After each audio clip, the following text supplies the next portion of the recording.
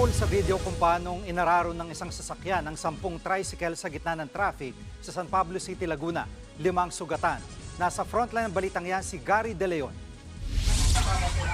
Sa kuha ng CCTV, makikita ang mahabang pila ng mga tricycle habang tumatawid sa intersection sa Barangay 2C sa San Pablo, Laguna. Paglampas ng isang truck, biglang sumulpot ang puting MPV at inararo ang mga tricycle. Duguan ng ilan sa mga nabanggang driver at pasahero. May pinagbabawal ang pagkanan sa kalsadang ito sa Barangay 2C kapag nakistop na ang mga motorista, pero ang pasaway na MPV biglang kumanan at nasa lubong niya ang mga motorsiklong papatawid naman sa kabilang kalsada. Doon na to umiwas at naganap na nga ang aksidente.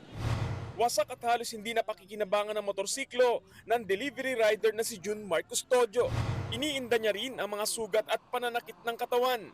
Sobrang bilis po kasi ng pangyayari. Kumilapon po ako.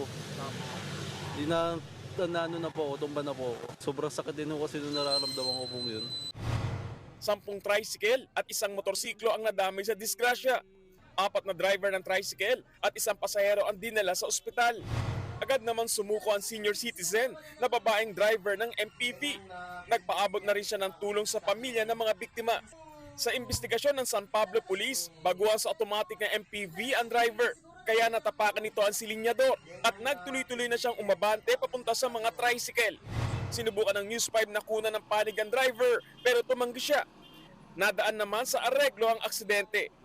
Nagbabalita mula sa frontline, Gary De Leon, News 5. Mga kapatid, Jiggy Manikad po, iba na ang may alam at may pakialam sa panahon ngayon.